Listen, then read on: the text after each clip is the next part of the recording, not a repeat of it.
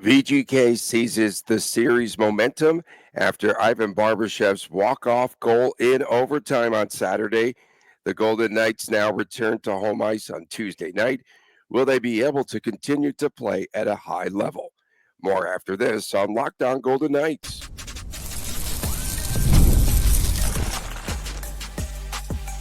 You're Locked On Golden Knights, your daily podcast on the Vegas Golden Knights, part of the Locked On Podcast Network, your team every day. Hi again, everyone. Tony Cardasco and Chris Golick from Las Vegas. Chris is the owner of Silver State Cards and Sports and collectibles editor of the Hockey News. I'm a sportscaster, longtime sportscaster, marketing consultant, and the host of Believe in Vegas podcast. Thanks for making us your first listen of the only daily Vegas Golden Knights podcast. We are brought to you today by Amazon Fire TV. Fire TV is also an Xbox. To learn more, go to amazon.com/Fire TV Locked On. Coming up ahead, we'll also talk about the massive shift in the series odds and the NHL Stanley Cup playoffs recap. So, Chris, VGK with the overtime win on Saturday, 4-3 in Minnesota. They could have trailed in this series, heading back home 3-1. Massive win for the Vegas Golden Knights. Instead, the Golden Knights tie this series at 2 games apiece. First, let's talk about the game-winning goal, as Middleton couldn't get his stick on the puck to clear it after a VGK faceoff win by Nick Waugh.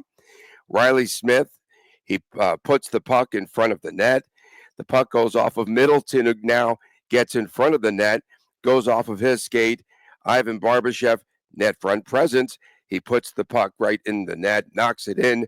Let's talk first about the Barbashev goal, the makeshift line that he was on. Nick Waugh was out there. Shea Theodore was on the ice. Riley Smith, we talked about, and how Riley Smith really made something happen. I mean, it's a playoff goal, right? It's throw the puck to the area in front of the net and see what happens. Wild, a little careless with the puck, a la what the Golden Knights have been doing for at least in games 2 and 3 of this series. And it's good that one of those bounced the Golden Knights' way. And Ivan Barbashev is, outside of like maybe a Mark Stone and Tomas Hertl. And at times, even Ivan Barbashev might be the best when it comes to net front presence or driving the net. So good on Barbashev to be in the right place at the right time. Good on Riley Smith to the vet, right? The vet. Good on Riley Smith to know where to put the puck. And you never know what's going to happen. You never know what's going to happen. In this case, kind of pinballed a little bit, kind of like Nick Waugh's goal, the game tying goal earlier in the third. So, yeah, a lot of goals scored from a lot of greasy spots. That's playoff hockey, Bruce Cassidy. That's playoff hockey. You have also talked a lot about the impact of late of Nick Waugh. And so he ties the game on the power play. And then again, he's out there on the ice for the game winner. I like Nick Waugh this entire series. I felt Nick Waugh was one of the few players that was capable of being a difference maker in games 2 and 3 when really no one else was. I mean, say it again, games 2 and 3 were terrible, but Nick Waugh was the one player who you just kind of felt like he was right around it. He was making some good individual plays, good at getting to in front of the net, that net front presence and everything. Nick Waugh's kind of lost in the shuffle because the Golden Knights really, as long as Nick Waugh has been here, have had at least 3 quality, at times 4 or 5 quality centers that he kind of gets buried behind. So he gets stuck down on that fourth line. I say stuck, he embraces the role really well. But again, Coach Cassidy putting those lines in a blender and just kept twisting one of those old school combination locks with the 3 digits and the lock that goes over. It just looks like a horseshoe, Cassidy's over there. You only get these graphics on YouTube, not on audio, folks. I'm doing weird things with my hands right now. I don't do it with my hands, but that's what Cassidy was doing the whole game, and he finally unlocked the winning combination. And like safe crackers on Price is Right, the door opened and they got the prize. You've been watching too much game TV. Can we also talk about the minutes of Jack Eichel? Holy smokes. So they started to manage him at around 16, last game at around 24, 25. Jack Eichel, 30 minutes, 29 minutes, 57 seconds, and he finally has a series point there, but still a -2 yesterday. Jackie Ikes. I mean, if he's out there for that many minutes, I don't know if the -2 is that big of a deal as far as the other things that were done. If it was the top line scoring some goals in Minnesota, they're going to score goals. I mean, that's just kind of how it's been this entire series. I feel that I'll give myself a little Cordasco back pat here. I feel like I've been ahead of this series a little bit as far as just some perspectives, and Jack Eichel's and Mark Stone's minutes were one of them. You pat yourself on the back all the time. Jack Eichel and Mark Stone, I felt their minutes were were not in line with what was needed to win this series with what the Kaprizov and Boldy and Eriksson Ekline have been doing. I felt you needed to see a lot more Stone and Eichel on the ice, and lo and behold, you saw a lot more Stone and Eichel on the ice. Now, to be fair, that didn't work out well in Game 3, but of course, it worked out well in Game 4. And I mean, if the Golden Knights are going to be at their best, if they're going to make a long run, if they are going to possibly win a Stanley Cup, you need to see close to 19, 20, 21 minutes a game out of Jack and Mark. And that's just kind of how it's going to end up being. There's games where you might be able to lower their minutes if the Golden Knights are, have a nice lead. It's the playoffs. Doesn't happen too often like that. Maybe if it's a game where there's less special teams, it might flatten out a little bit. But generally speaking, you got to see Eichel and Stone on the ice leading the way for the forwards if the Golden Knights wish to make a deep run. Back pat here, perhaps, maybe. I almost nailed it yesterday. I put overtime, went into overtime. I had a 4-3 final, but I had Minnesota winning. You lost though, right? Captain Courageous, you know who that is. The captain, Mark Stone. One-eyed Willie. The opening goal, it was Stone with the screen on the Shea Theodore shot that blocks Philip Gustafsson. Then he takes the high stick to the face by Zav Buim. Buim there, rookie mistake, absolutely. 5-minute penalty. They almost staved it off. Double minor. 4-minute penalty. Sorry, I can't count. And they almost got through it. And then the late goal there. And bloodied, Stone comes off the ice. And then he has the assist on the hurdle goal that gives VGK the 3-2 lead.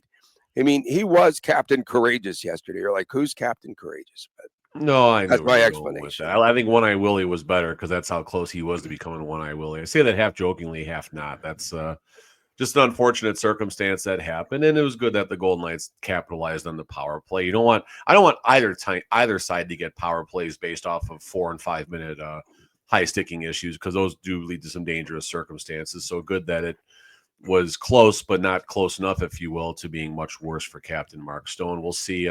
We'll see what his eye looks like. I'm assuming either today or tomorrow, some pictures are going to come out with Mark Stone's eye has to just look absolutely terrible, worse than Rocky Balboa and Rocky. He'll have his own Twitter account. I'm sure. Mark Stone's eye. Ooh, there you go. Like, hurry up before this. You have about 10 minutes to create that before this goes live later. Right. The Mark Stone assists on that goal off of Tomas Hertl's shin pad. Just talk about that for a second. First of all, a lot of people on the opposite side are dogging Tomas Hertl for that play. I'm sorry, but that's two players battling for the net. If anything, the Wild defenseman, I didn't see who that was, but if anything, the Wild defenseman dragged Hertl down driving to the net. So number one. Wait. He dragged Hertl? He dragged Hertl. He had Hertl in a bear hug and pulled him down. Give me a break. Hertl was still hanging on to him. Come on, man. Fine, it's a battle in front of the nets. It's a battle in front of the net. All right, send them first to the box. It's not a goal. Lesson number 1, go to the net. Good things will happen. That's for the lesson kids number 2, when in doubt, hand pass. Hand pass? What are you talking about? That's the other goal. That was not a hand pass. So we talk about that, but full credit to Mark Stone. He intended, that's the thing. He knew the situation. He stopped. He looked. He knew Hertl wasn't getting a stick on that. He just put it and was hoping for the bounce. I don't care what Mark Stone, I don't know if he even talked post-game or he's probably getting worked on. I don't think he did post-game. But Mark Stone intended for that to happen. That's the craziness. And on that hand pass, I'll go right into that. You mentioned that. So this was a very interesting circumstance. You have the puck flying in the air. The Wild player does not catches it, but you palm it with an open hand, bring it down. You kind of catch it. It's perfectly legal so far. So what gets lost in the shuffle now is, did the Wild player hand pass that puck to somebody else? The only way for that play to continue is if one of two things happen. One, if the player that got the puck out of midair with his hand, if he plays it to himself and makes a play on the puck, then the hand pass is gone and nullified. The other side of that is if a Vegas Golden Knights player plays the puck. I don't think you can simply deflect it. So if I'm the Wild player, I hand pat, I hit off my hand, it hits Aiden Hill and then goes to another player. I think that is still a dead play. I don't have the rule in front of me. I should have pulled that up. But going back to my reffing days, I believe a Golden Knights player would have to play the puck in that circumstance, not simply have it deflect. So the interpretation was one of two things happened. One, the Wild player played it to himself, made a play on the puck, like the football reference. They made a football play. There you go. Made a football move. The second thing that happened is a Golden Knights player or goaltender, a Golden Knights player, if you will, made a play on the puck, thus making it a live puck. That's what the interpretation on the ice had to be at the time. And the Golden Knights didn't see enough to reverse that. That was Foligno, by the way. Foligno, okay. Yeah, it was a great play. Great play. Okay. Another turnover for VGK. Nick Hague this time. Yakov Trenin, the steal off the forecheck, and then the Marco Rossi goal. So they still cannot protect the puck very well. Almost cost them again. I don't know if they is the way to put that. It was Hague. I don't know if they is what I would say there. Well, again, they've been a lot of turnovers for VGK in this series, as we know, well documented. VGK 5 power play opportunities in the game. They scored twice. So that's a key. We've talked about both teams staying out of the penalty box. Of course, playoff hockey, and the end result, 2 goals. 2 goals. Yeah, I mean, listen, the Golden Knights power play we know was strong coming in. Are they power play merchants? I don't know if I'd go that far, but they're definitely, 30%, second best team in the regular season. I don't know where that ranks in the short postseason, but I'm sure it's right up there as well. Golden Knights get on the power play. Good things happen, just like the same way we used to hold our breath when the Edmonton Oilers came to town for games, or going back before the Oilers had that deadly power play, the Tampa Bay Lightning, which still have a deadly power play. And we'll talk more about the playoffs, but Tampa had a big win yesterday as well. Talking about Shea Theodore, Braden McNabb, that pairing has been under the microscope since games 2 and 3. Game 4 on the hockey stat card, they're at the top. They're at the top, along with Tomas Hertl, Mark Stone, Ivan Barbashev. On the bottom, Noah Hannafin, Nicholas Hague, Alex Pietrangelo. That's a bit of a concern that those 3 are down there, but the fact that those 3 are down there and the Golden Knights still found a way to get the win and the momentum in the series, that tells me better times are ahead, most likely. That was quite a celebration, quite a celly for VGK with the game-winning goal there. Of course. Save the season. Yeah, it definitely, yeah. It wasn't a must-win, but it's a must-win. Yeah, definitely a must-win. You asked for Tanner Pearson to be inserted into the lineup, and Olaf was out yesterday. Why that change? So I had a theory I put out on Twitter right before we started recording this morning. Number one, you saw the way the Golden Knights practiced on Friday. I think that was a bit of a smokescreen. Now, listen, Tanner Pearson is not the big difference maker in this series. And oh my God, the Golden Knights put Tanner Pearson in. I can't believe they caught the Wild off guard. That's not what I'm saying. But I don't think this was a last-second decision by the staff, unless there was something weird with Olofsson where he was maybe a little bit dinged up or something like that came out. But I honestly think just knowing the way Cassidy operates, knowing the way the NHL operates, I think that was the plan all along. There's a little bit of a smokescreen, a little bit of competitive advantage. Again, John Hines isn't scrambling the locker room. What? Oh my God, Tanner Pearson's in the lineup. We got to rethink everything. Relax, everybody. It's not what I'm saying. But there's just a little bit of that competitive advantage in there. But I've got my Alexa device flipping out next to me here, and I said something. A little bit of competitive advantage, a little bit of a smokescreen. Unfortunately, I think Pearson was the unnamed player that got sick between the second and third and couldn't return to the game, as he only had 8:53 of ice time or something like that. Bruce Cassidy said it was a hard-fought game. They battled for every inch of the ice, and the Wild were 29-0 when leading after 2 periods this past season. So they broke that. VGK, they head home with a ton of momentum. Oh, no Marcus Johansson for the Wild, out with a lower body injury. So we'll have to keep an eye on that as well. Coming up next, a massive shift in the series odds. Yes, we are working on a Sunday Tony Cardasco and Chris Golick back with more right after this on Locked On Golden Knights. Ever check your bank account and wonder, where did all my money go? Between dining out, online shopping, entertainment, here in Vegas especially, it is so easy to lose track. And that's where Monarch Money comes in. It is your personal CFO. It gives you full visibility and control over your finances. Monarch Money isn't just a budgeting app, it's a complete financial command center. You can track all your accounts, investments, and spending all in one place. So you just stop managing your money and you start to build wealth. When I started to use Monarch, I realized that money here in Vegas just evaporates. And as most of us do, we spend a ton on food delivery. And now I budget smarter and I save more. Instead of juggling multiple apps, you can now use Monarch to check your finances, to track your spending, and to even plan long term goals. And managing money with your partner is even smoother than ever. You can track shared and personal accounts, set goals, and stay on the same page without the stress. So today, do this. Take control of all your finances, and you can do it at monarchmoney.com. Use the promo code LOCKEDONNHL. You'll receive 50% off of your first year. Again, go to monarchmoney.com. Use the promo code LOCKEDONNHL, and you will get 50% off of your first year.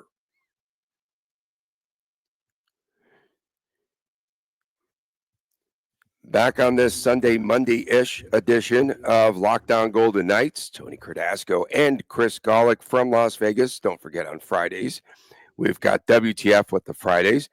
Saturdays, sometimes the Chris and Chris Jr. show. Yeah, cheers. So Stay positive. You guys produced a show on Saturday. Stay positive. You kind of was that you or the intern? Somebody dissed me and said, "Oh, the Chris and Chris show minus Tony Dasco." No, that was me. Okay, that was good. The series outlook for the best of three now. It's a best of three series.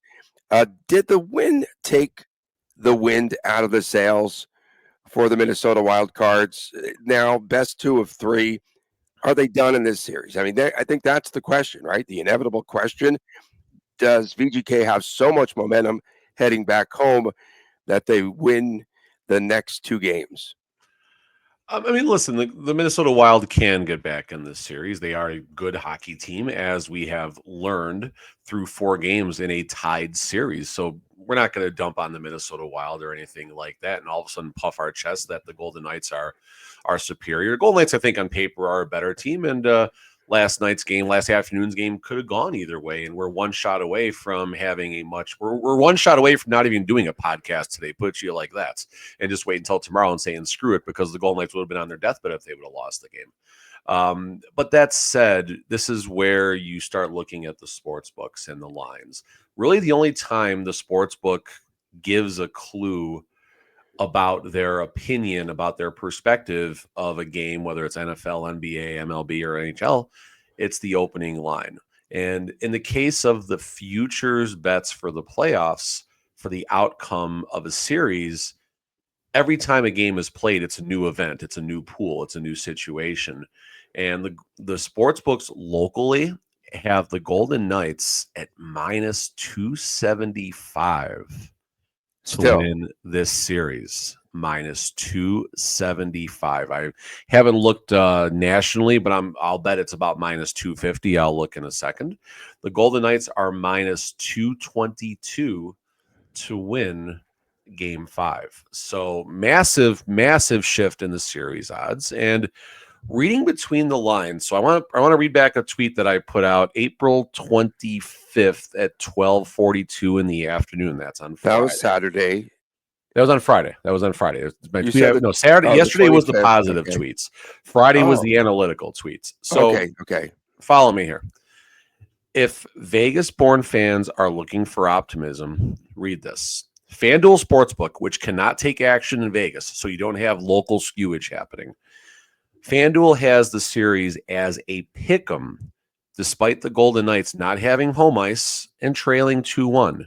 So there's a website called Champs or Bust, which gives you all sorts of percentages for when a team is leading after so many games in a series, what side's going to advance. Per Champs or Bust, teams up 2-1 in the series advance 70% of the time. Yet the sports books at the time, before game 4 started, FanDuel had this as a pick 'em minus 110 both sides. So when you're looking at stuff like this, don't do what the sports books want you to do. If they are giving you coin flip odds on the Wild to win the series, even though 70% of the time the team up 2-1 advances, they are begging you to bet the Wild. When the sportsbook wants you to do something, do the opposites. So again, read between the lines here. Oh, you almost said tea leaves. We No. almost had Read it. between. No, I don't say tea leaves. Read between No, the we never lines say here. that. That's banned from the show. I mean, this isn't a foolproof thing. If I would have been as confident maybe as my tweet was, I would have put in my entire life savings. It's not much, but I would have put a lot of money on this and been feeling a lot better today about my financial situation if I would have done that. But I didn't do that. But point being is here, just the information is out there sometimes when you look at these odds. And when something doesn't make sense, when the value feels too good on one side, it's not. It's not. This isn't foolproof. This could have backfired as well, and I could have been dumped on all day for my tweets I put out, and that's fine if that happens, but it's a percentage situation. It's just making the right bets at the right time. And in this case, do the opposite of what the sportsbooks want you to do. So, VGK, the value that's on them now, overvalued? Do you believe? Is that where you were headed? I think looking at the totality of the situation, Golden Knights, I believe, opened as a minus 210 series favorite, and then it shifted to 230 before game 1 started. Of course, those odds changed a lot more after game number 1. So the odds are right in line if you look at where game 1 is and where it is now. Am I betting 270 minus 275? No way. We've seen crazy things happen. Unless I was going to try and find some hedge angle on this, which I don't think there's any opportunity to hedge. You never got plus money. Well, you got plus money early on the Wild, then it dropped. But the Golden Knights have never been a dog in this series, so you could have maybe gotten out of your bet and with a little bit of a hedge, but there's no way to make money in this series. Really quickly here, let me look. So right now, the series winner, according to FanDuel, a national sports book with not nearly the type of Vegas skewage that the local houses will have, minus 250 to win the series. Minus 250. So Wild aren't done yet, but it's definitely looking very good for the Vegas Golden Knights. Coming up next, we'll take a look at the Stanley Cup playoffs and what's transpiring right now. We'll get back to more right after this on Locked On Golden Knights. Wonderful Pistachios is one of the highest protein nuts. Each 1 ounce serving has 6 grams of protein, giving you over 10% of your daily value. Plus, they are packed with fiber and better for you unsaturated fats to keep you feeling fuller longer. That's right. I personally love the no shells variety. That's right up my alley. It is the perfect grab and go snack for busy days like Mondays for sure. Whether I'm snacking at my desk or on a road trip or just need a quick protein boost, they are always my go-to. And if you love cracking open every shell for that satisfying crunch, the in-shell options are classic favorite.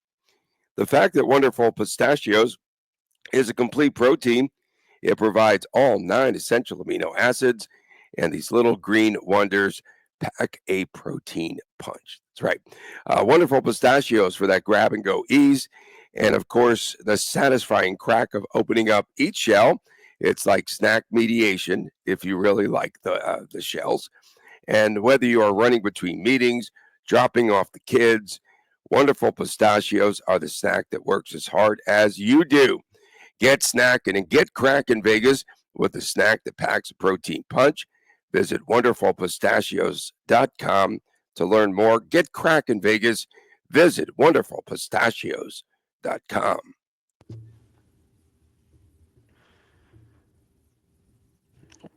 Back on this edition of Locked On Golden Knights.